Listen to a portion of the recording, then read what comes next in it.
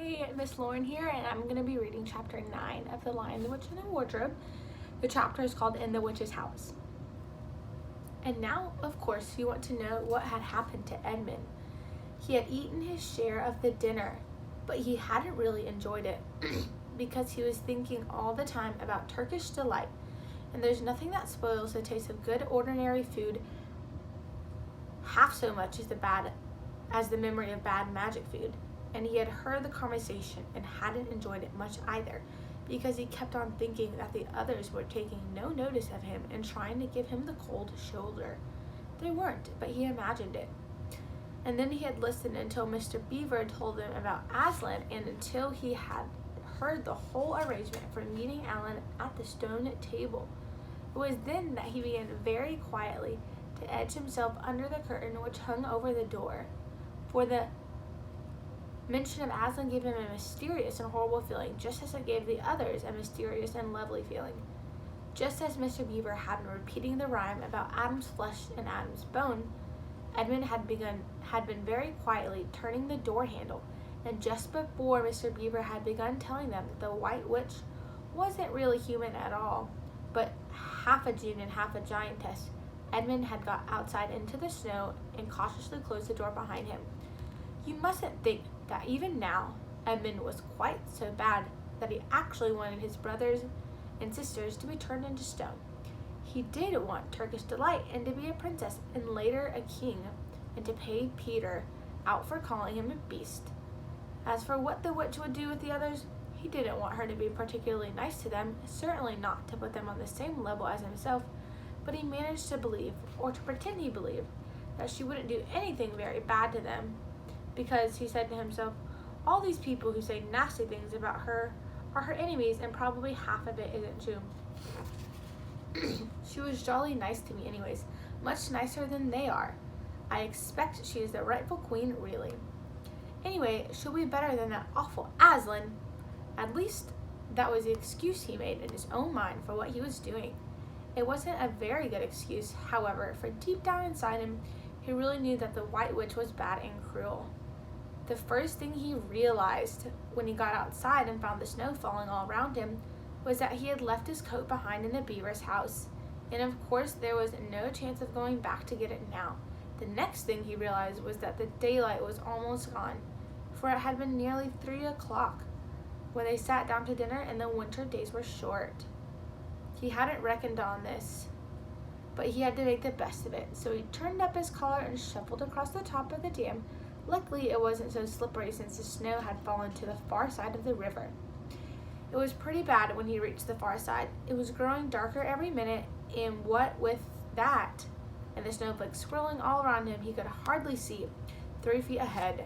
And then, too, there was no road. He kept slipping into deep drifts of snow and skidding on frozen puddles and tripping over fallen tree trunks and sliding down steep banks and barking his shins against rocks till he was wet and cold and bruised all over. The silence and the loneliness were dreadful.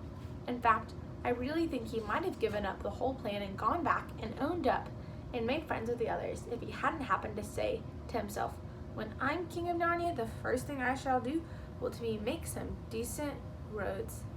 And of course that set him off thinking about being a king and all the other things he would do, and this cheered him up a good deal.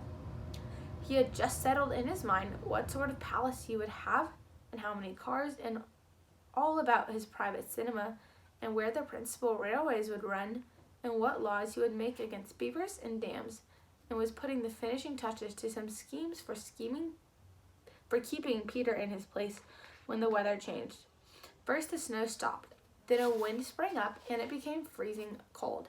Finally, the clouds rolled away, and the moon came out. It was a full moon, and shining on all that snow, it made everything almost as bright as day. Only the shadows were rather confusing. He would never have found his way if the moon hadn't come out by the time he had got to the other river. You remember he had seen a smaller river flowing into the great one lower down. He now reached this and turned to follow it up. But the little valley down which it came was much deeper and rockier than the one he had just left, and much overgrown with bushes, so that he could not have managed it at all in the dark. Even as it was, he got wet through, for he had to stoop under branches, and great loads of snow came sliding off into his back. And every time this happened, he thought more and more how he hated Peter, just as if all this had been Peter's fault. But at last he came to a part where it was more level and the valley opened out. And there on the other side of the river, quite close to him, in the middle of a little plain between two hills, he saw what must be the White Witch's house. And the moon was shining brighter than ever. The house was really a small castle.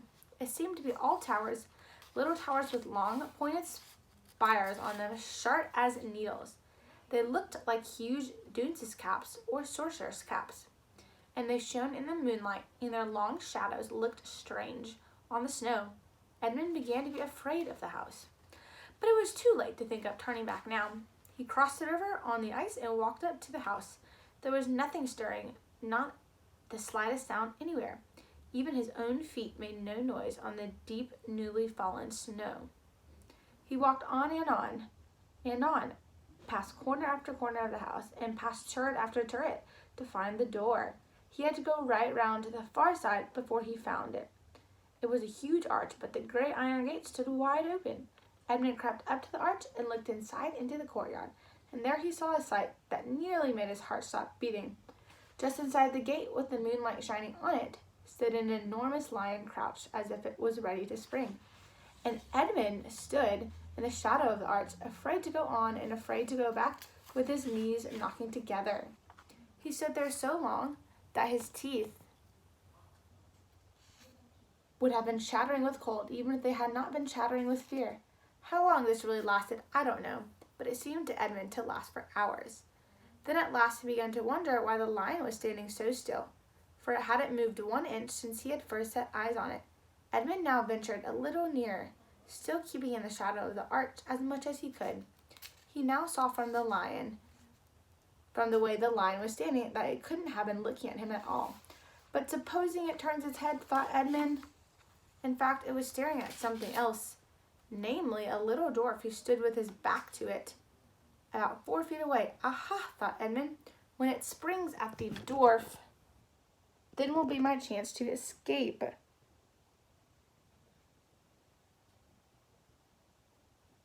But still the lion never moved, nor did the dwarf. And now at least Edmund remembered that what the others had said about the White Witch turning people into stone. Perhaps this was only a stone lion. And as soon as he had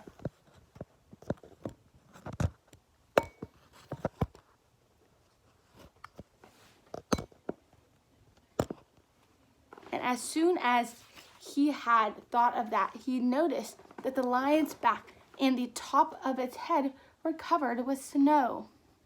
Of course it must be only a statue. No living animal would have let itself get covered with snow. Then very slowly, and with his heart beating as if it would burst, Edmund ventured to go up to the lion. Even now, he hardly dared to touch it, but at last he put out his hand very quickly and did. It was cold stone. He had been frightened of a mere statue. The relief which Edmund felt was so great that in spite of the cold, he suddenly got warm all over, right down to his toes.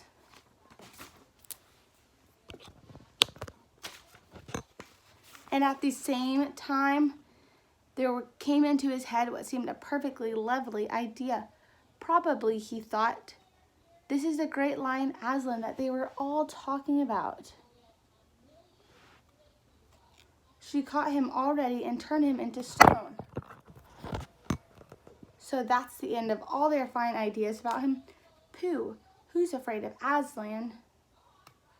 And he stood there gloating over the stone lion, and presently he did something very silly and childish. He took a stump of lead pencil out of his pocket and scribbled a mustache on the lion's upper lip and then a pair of spectacles on its eyes. Then he said, "Yeah, silly old Aslan, how do you like being a stone? You thought yourself mighty fine, didn't you?" But in spite of the scribbles on it, the face of the great stone beast still looked so terrible and sad and noble, staring up in the moonlight, that Edmund didn't really get any fun out of jeering at it. He turned away and began to cross the courtyard. As he got into the middle of it, he saw that there were dozens of statues all about, standing here and there, rather as the pieces stand on a chessboard when it is halfway through the game. There were stone satyrs and stone wolves and bears and foxes and catamounts of stone. There were lovely stone shapes that looked like women, but who were really the spirits of trees. There was a great shape of a centaur and a winged horse and a long-legged creature that Edmund took to be a dragon. They all looked so strange, standing there perfectly lifelike and also perfectly still in the bright cold moonlight, that it was eerie work crossing the courtyard. Right in the very middle stood a huge shape like a man, but as tall as a tree, with a fierce face and a shaggy beard and a great club in its right hand. Even though he knew that it was only a stone giant and not a live one, Edmund did not like going past it. He now saw that there was a dim light showing from a doorway on the far side of the courtyard. He went to it. There was a flight of stone steps going up to an open door.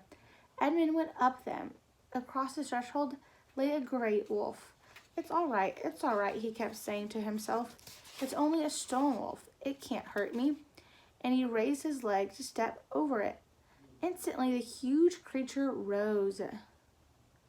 With all the hair bristling along its back, opened a great red mouth and said in a growling voice, "Who's there? Who's there? Stand still, stranger, and tell me who you are." "If you please, sir," said Edmund, trembling so that he could hardly speak. "My name is Edmund, and I'm the son of Adam that Her Majesty met in the wood the other day, and I've come to bring her the news that my brother and sister are now in Narnia, quite close in the beaver's house. She wanted to see them." "I will tell Her Majesty," said the wolf. "Meanwhile, stand still on the threshold as you value your life." Then it vanished into the house. Edmund stood and waited, his fingers aching with cold and his heart pounding in his chest, and presently the gray wolf, Mogrim, the chief of the witches' secret police, came bounding back and said, "Come on in, come in." Fortunate favorite of the queen, or else not so fortunate. And Edmund went in, taking great care not to tread on the wolf's paws. He found himself in a long, gloomy hall with many pillars, full, as the courtyard had been, of statues. The one nearest the door was a little fawn with a very sad expression on its face, and Edmund couldn't help wondering if this might be Lucy's friend. The only light came from a single lamp, and close beside this sat the White Witch. "I'm come, Your Majesty," said Edmund, rushing eagerly forward. "How dare you come alone?" said the witch in a terrible voice. "Did I not tell you to bring the others with you?" "Please, Your Majesty," said Edmund. "I've done the best I can. I've brought them quite close. They're in the little house on top of the dam just up the river with Mr. and Mrs. Beaver." A slow, cruel smile came over the witch's face. "Is this all your news?" she asked. "No, Your Majesty," said Edmund, and proceeded to tell her all he had heard before leaving the beaver's house. "What? Aslan?" cried the queen. "Aslan, is this true? If I find you have lied to me." "Please, I'm only reporting what they said," stammered Edmund, but the queen, who was no longer attending to him, clapped her hands. Instantly, the same dwarf whom Edmund had seen with her before appeared.